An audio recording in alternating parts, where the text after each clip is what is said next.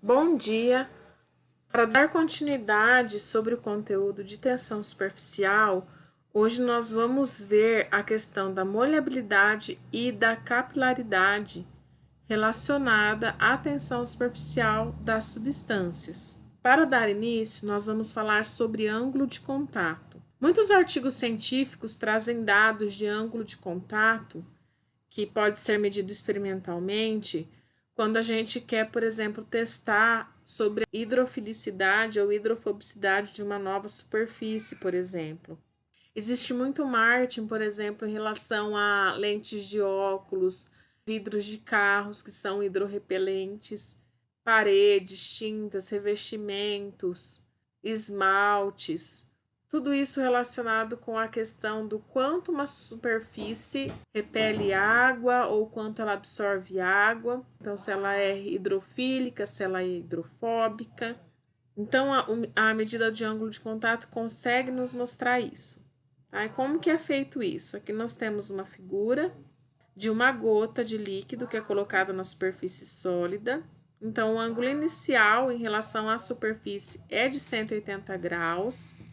E existem algumas forças que atuam sobre essa gota. Então, nós temos a força-peso, que é devido à aceleração da gravidade, e nós temos a tensão superficial.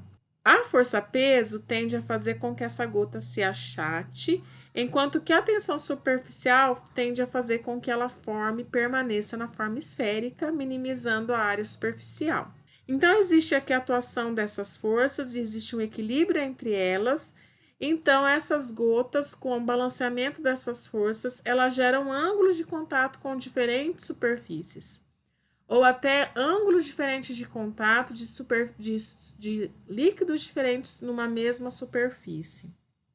Então, nesse caso aqui, a letra C, quando existe equilíbrio de força-peso e tensão superficial, né, esse líquido aqui ele tem uma baixa tensão superficial, ou ele tem uma afinidade muito grande com a superfície no qual ele está em contato.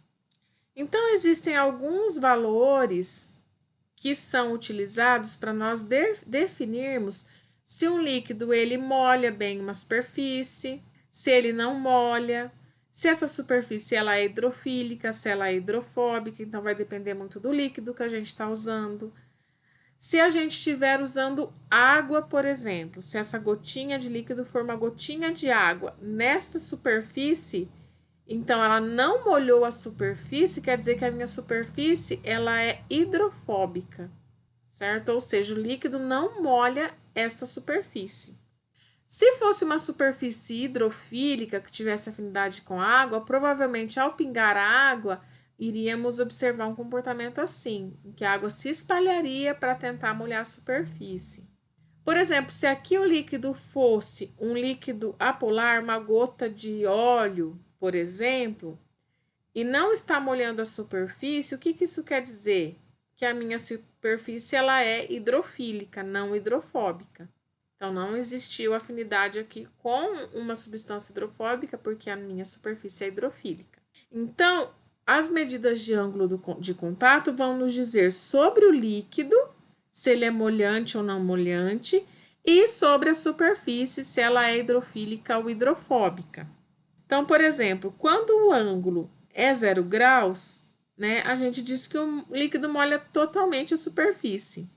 Se o ângulo ele é menor que 90 graus, então esse ângulo é medido aqui, tá? Então, a gente tem a gota, a gente passa uma reta tangente à gota e mede o ângulo aqui do líquido, né? Dessa interface sólido-líquido com a interface líquido-gás. Então, esse ângulo θ aqui. Então, se esse θ é menor que 90, então a gente considera que o líquido é predominantemente molhante dessa superfície. Se o θ é maior que 90 e menor que 180, a gente diz que o líquido é predominantemente não molhante. E no caso aqui da letra D, que o ângulo é 180 graus, nós temos um líquido não molhante dessa superfície. Quando nós estamos em equilíbrio, ou seja, nós pingamos a gota na superfície e já esperamos para que ocorra o balanceamento das forças de gravidade e de tensão superficial, o ângulo de contato ele pode ser considerado uma medida uma propriedade intensiva, porque o ângulo vai independer da quantidade do líquido que eu coloquei na superfície. Tá? Então, por exemplo, na figura 5.2 é o mesmo líquido, em equilíbrio com a mesma superfície, ambos todos imersos no mesmo gás, tá? Sob a ação da gravidade. Então, o ângulo de contato sempre vai ser o mesmo, tá vendo? Então, mesmo que eu tenha uma gota mais achatada, o ângulo aqui vai ser o mesmo que o ângulo que eu observo aqui. Claro que se a quantidade de líquido for muito grande e ele se alastrar pela superfície, vai derramar e daí a gente não consegue medir o ângulo de contato. Mesmo que a gente observe que essa seja uma propriedade intensiva, e que o ângulo continue o mesmo, independente do volume ser maior, quando a gente realiza os experimentos de ângulo de contato, a gente tem o cuidado de manter fixo o volume da gota. Esse aqui é um equipamento que é usado para medida de ângulo de contato. Então, nós temos aqui uma agulha, onde é bombeado o líquido. Aqui nós temos uma plataforma de um material conhecido, na qual a gota irá pingar. E isso aqui é uma câmera que leva imagens para um computador que possui um software que determina, por exemplo, a área, essa área aqui, que é do formato da gota. Com isso é possível calcular o volume dessa gota e o ângulo θ para verificar a molhabilidade dessa superfície por este líquido. Se nós analisarmos com cuidado essa região da gota, no qual nós temos o líquido em contato com o gás, então uma interface líquido-gás, uma interface líquido-sólido e uma interface sólido-líquido, nós temos essas três tensões, né, geradas pelas tensões interfaciais envolvidas em equilíbrio. Então, nós temos aqui um ponto de tríplice fronteira. E o que acontece nesse ponto? A tensão interfacial do gás com o sólido, que é essa aqui, né, que é um vetor para a direita, vai ser igual à tensão interfacial do líquido com o sólido, somada a essa componente, na componente horizontal dessa tensão interfacial do líquido com o gás. E essa componente horizontal da tensão interfacial líquido-gás depende, então, do ângulo de contato entre o líquido e a superfície. Essa avaliação dessas três forças dá origem a uma equação que chama equação de Young. Essa equação está representada aqui. Então, nós temos a tensão interfacial do sólido-gás é igual à tensão interfacial do sólido-líquido, mas a tensão interfacial do líquido-gás vezes o cosseno do θ. E esse, né, é o ângulo do contato entre o líquido e o sólido. Aqui a mesma equação representada. Nós temos aqui a questão da molhabilidade, né? Não molha, molha. Bem, nós falamos da equação de Young, mas existe uma outra equação para superfícies curvas, que é a equação de Young-Laplace. Então, ela se baseia na diferença de pressão entre fases quando nós temos uma superfície côncava. Então, se a gente pensar na bolha de sabão, por exemplo, a tensão superficial tende a levar à minimização da área superficial e a bolha tende a encolher. E o ar dentro, o que acontece? Ele vai se comprimir, fazendo com que a pressão interna seja maior que a pressão externa, tá? Então, existe uma diferença de pressão entre as duas fases. Então, a fase 1 é que a gente chama do lado côncavo. A pressão vai ser maior que a fase 2, que é o lado convexo. Essa diferença das pressões aqui vai ser proporcional ao inverso do raio da gota. Ou seja, quanto maior é o raio da gota, menor vai ser a diferença de pressão. Então, para gotinhas menores, a diferença de pressão se torna maior. Isso, então, a nível coloidal, se torna bastante expressivo. Pensando, então, nesse exemplo que eu dei da bolha de sabão, com P1 maior que P2, nós chegamos à equação de Young-Laplace, que é uma equação bem simples. A dedução dessa equação está em vários livros de fisicoquímica, inclusive o Atkins. E a ideia é que a diferença de pressão deve ser balanceada, né, pela redução da energia superficial que acontece pelo encolhimento da superfície. Então, se a gente pensar na calota esférica, a diferença de pressão é dada pela tensão superficial vezes 2 sobre o raio. A pressão no interior da superfície esférica é sempre maior que no exterior. A diferença de pressão aumenta quando diminui o raio, é o que eu estava falando para vocês. A diferença da pressão é nula quando a superfície é plana, então o raio é infinito. Quanto menor for a gota, maior é a diferença de pressão. Essa equação nos dá a diferença de pressão nas duas fases em equilíbrio, que é o ΔP, a diferença de pressão, em função da tensão superficial e da curvatura da interface.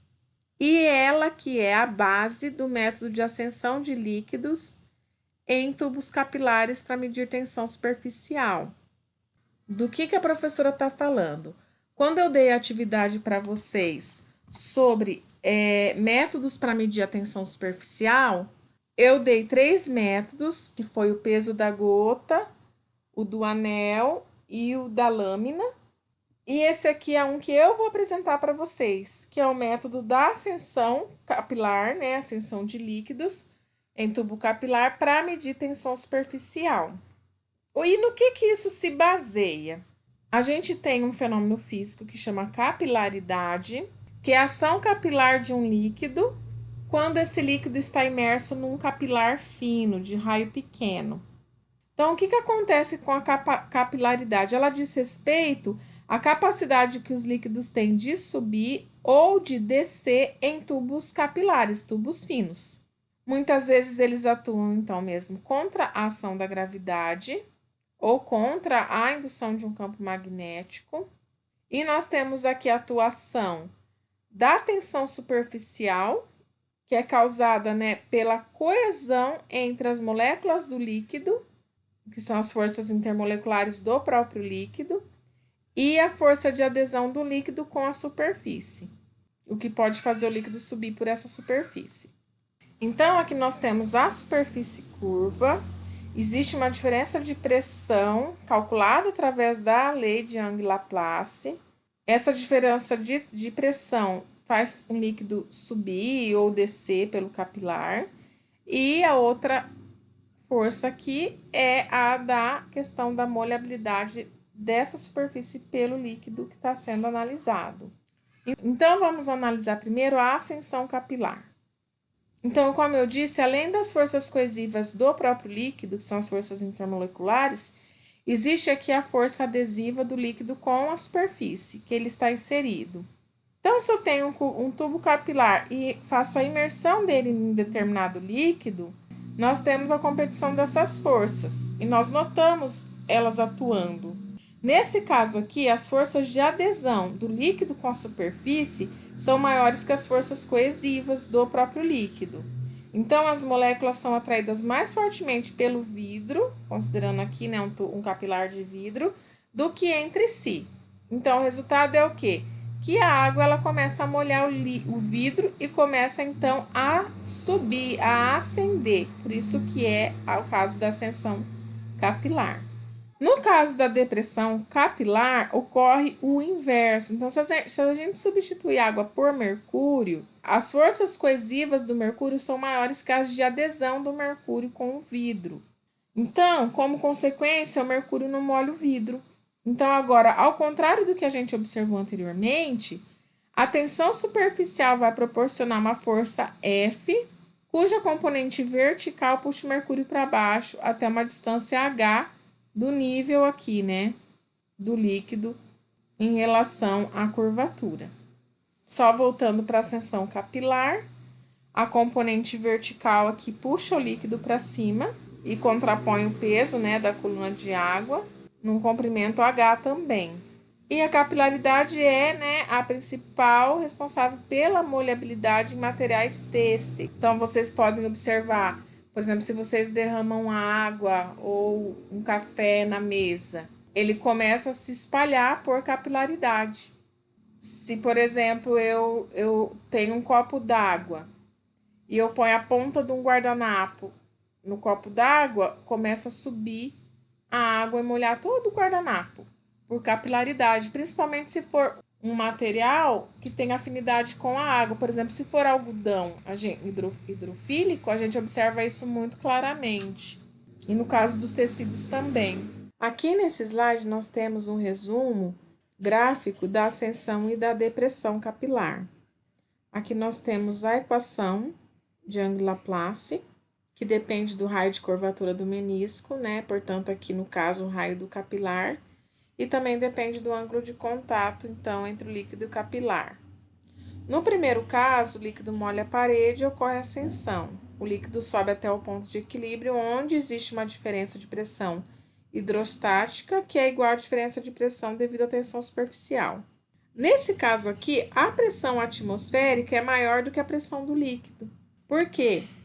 A atmosfera, o ar, está do lado de dentro da superfície circular, devido então ao raio da curvatura. Então, lembra que a pressão interna de uma esfera sempre é maior que a pressão externa? Então, aqui a pressão atmosférica é maior do que a pressão do líquido. E, no segundo caso, o líquido não molha a parede do capilar, ocorre a depressão capilar. Ele também desce até um ponto de equilíbrio, onde a diferença de pressão hidrostática é igual à diferença de pressão devido à tensão superficial. E no caso aqui, a pressão atmosférica é menor que a pressão do líquido, devido ao raio da curvatura. Então, o líquido faz mais pressão, a pressão interna é maior que a pressão atmosférica. Aqui nós temos as equações que permitem medir a tensão superficial de um líquido a partir da capilaridade. Então, nós temos o quê? Se a gente imaginar um líquido num capilar, nós temos a força peso, que é dada por mg. M, por sua vez, que é a massa, é dada por ρ vezes o volume. E o volume, por sua vez, é dado por πr ao quadrado vezes h. Então, essa é a nossa força para baixo. Nós temos uma outra força para cima, que é a força devido à tensão superficial, que tem uma componente aqui vertical, que é dada, então, por 2πr vezes σs vezes o cosseno deste ângulo aqui. Então, no equilíbrio, a força-peso é igual à força Fy, né, que é a componente dessa força aqui na vertical. Se a gente igualar, então, essa parte com essa, isolar o H, nós chegamos nessa equação aqui. Que o H, então, é possível calcular a altura, né, que um líquido ascende, que um líquido sobe, a partir dos dados de densidade, de tensão superficial e do ângulo aqui observado. Então, a gente vê que o H é inversamente proporcional ao raio, então, quanto mais fino o tubo, maior será a altura que o líquido vai subir. Acima de 1 centímetro de diâmetro, o efeito capilar ele é desprezível. E o H também é inversamente proporcional à densidade, então, quanto mais denso o líquido, a altura aqui vai ser menor. A mesma equação vale para encontrar a depressão capilar, só que nesse caso aqui, o φ, né, é maior que 90, então o ângulo é maior que 90 e o resultado da altura vai ser negativo. Outra maneira de observar a relação entre a pressão capilar e o raio de curvatura é quando a gente tem, por exemplo, um experimento com esse esquema aqui demonstrativo. Então, nesse caso aqui, nós temos bolhas esféricas. Então, nós temos essa válvula 2 fechadas, a válvula 1, a válvula 3, duas bolhas esféricas de um determinado fluido, as duas circundadas por ar atmosférico. Então, a gente tem a bolha A de raio RA, a bolha B de raio RB, o RA é maior que o RB, e se a gente abre a válvula 2, ou seja, interliga aqui, né, as bolhas através da abertura dessa válvula, o que acontece? A impressão que nós temos é que vai acontecer uma igualdade aqui de pressão e que as bolhas vão ficar do mesmo tamanho. Mas experimentalmente não é isso que acontece. O que acontece é que a bolha menor vai diminuir ainda mais e a bolha maior vai aumentar ainda mais, porque a pressão interna em B, que tem um raio menor, é maior que a pressão interna em A. Se a pressão dele é maior, o que acontece? Para igualar a pressão, vai ocorrer um movimento aqui em direção da B para a bolha A, e ela vai aumentar ainda mais. Para mostrar para vocês a importância do efeito capilar, eu vou mostrar alguns vídeos sobre alguns fenômenos que ocorrem devido a esse efeito capilar. E eu gosto. Certinho.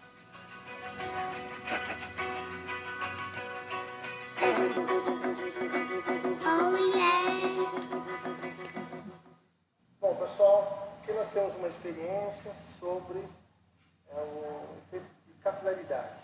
E a capilaridade está relacionada à coesão entre as moléculas do líquido com o vidro e também a coesão entre as moléculas do líquido com as suas próprias moléculas. Essa coesão, ela se traduz nas forças intermoleculares. Então, no caso da água, a gente pode ver que o efeito de capilaridade é maior, ou seja, ela sobe mais. Por quê? Porque a coesão entre as moléculas de água é mais forte. Que tipo de interação nós temos aqui? Nós temos ligações de hidrogênio.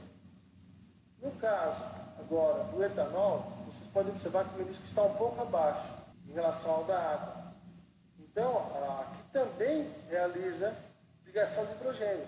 Porém, devido à região apolar da molécula, essa interação é de menor magnitude em relação à água.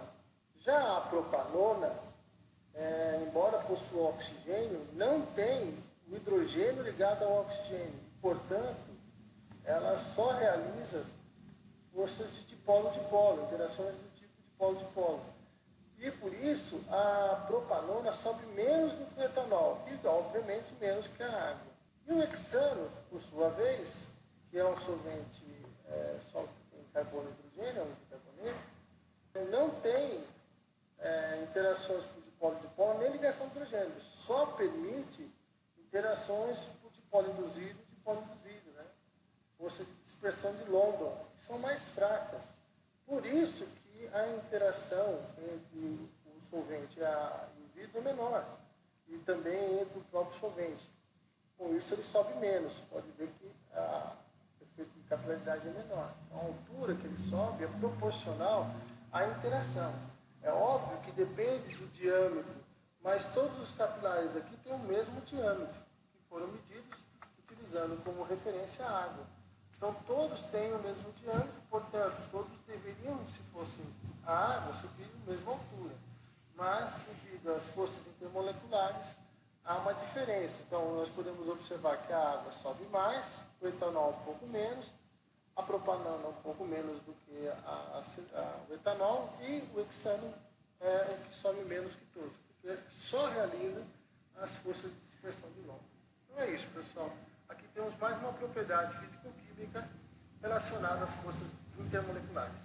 E agora eu vou apresentar um outro vídeo, também relacionado ao efeito de capilaridade. Hoje eu vou mostrar para vocês um jeito totalmente diferente de transportar água, que ao mesmo tempo é uma experiência muito fácil de fazer em casa. Se você conseguir uma boa desculpa para não fazer isso aqui, meu, você é o rei da picaretagem. Antes de tudo, vamos entender umas coisas sobre a água, ou qualquer líquido, qualquer gás, ou seja, todos os fluidos. A gente não consegue fazer uma montanha com a água aqui, a gente não conseguiria fazer uma montanha de um lado e um vale do outro. A água vai ficar sempre no nível, vai ficar nesse nível perfeito aqui, inclusive se a gente colocar ela dentro de um cano. Faltou corante, né?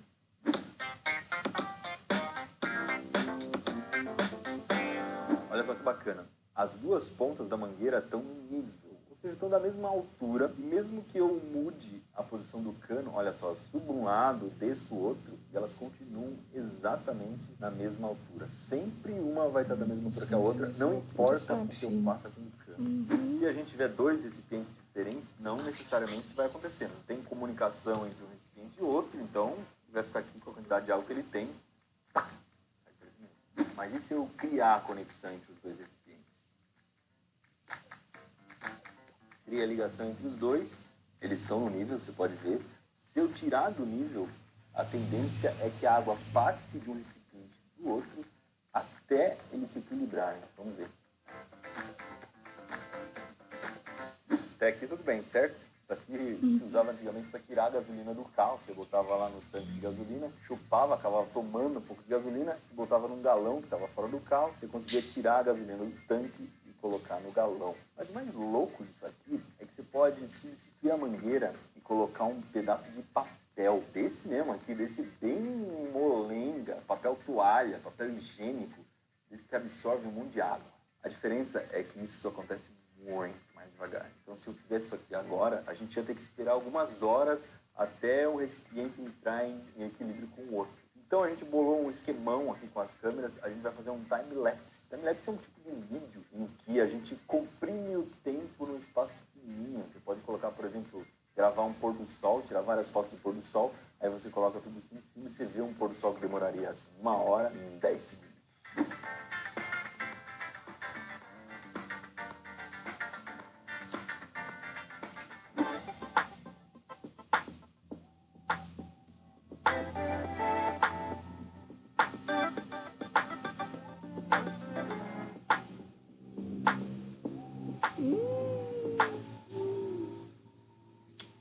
Eu sei que você tá louco pra dar um joinha nesse time-lapse, mas calma, não terminou ainda não. Antes de fazer a segunda experiência, que é bem mais legal, vamos entender como é que um pedaço de papel funcionou como se fosse um cano. O que acontece é um efeito que se chama capilaridade. A água tem muita atração pelo papel, as moléculas de água querem muito ficar perto das moléculas de papel e por isso a água acaba até subindo pelo papel, até preencher todo o papel de água.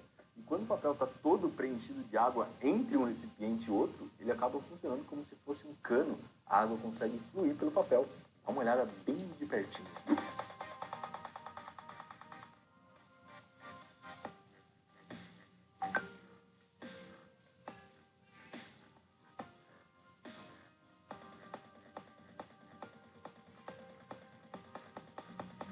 Agora que a gente já sabe de tudo isso, bora fazer a experiência grande.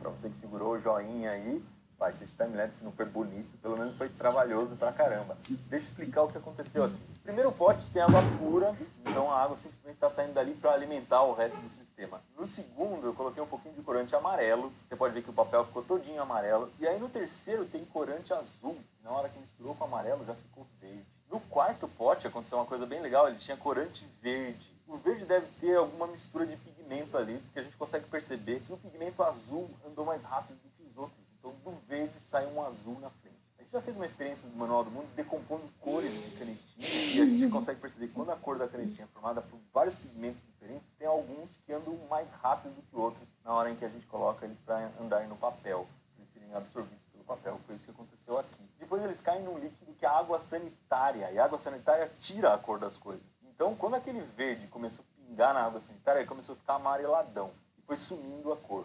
Até chegar num ponto em que a água encostou no papel. Quando encostou no papel, parou de pingar e aí, em vez de misturar com a água sanitária, começou a formar uma camada em cima, como se fosse uma torre de líquidos, porque aí não tem energia suficiente para se misturarem, começou a acumular duas cores ali.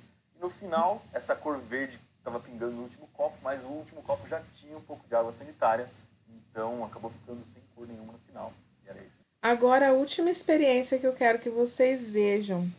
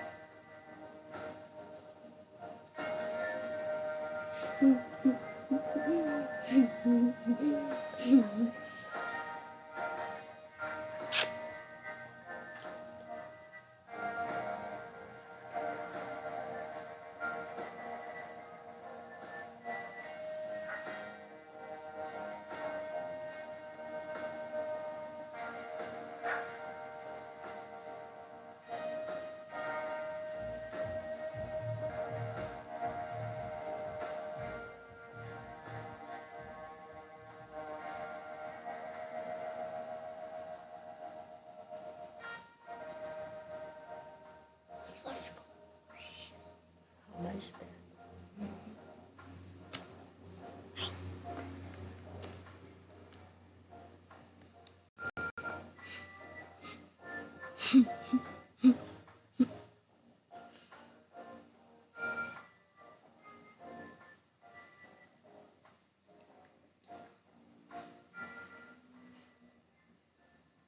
É isso aí. São três, né, vídeos bem diferentes uns dos outros, um pouco mais científico, outro um pouco mais divertido, mas que no fim todos se relacionam ao mesmo efeito de capilaridade. E embora não sejam experimentos simples, fáceis de fazer, eles têm esse conceito que pode ser muito útil na indústria em alguns casos.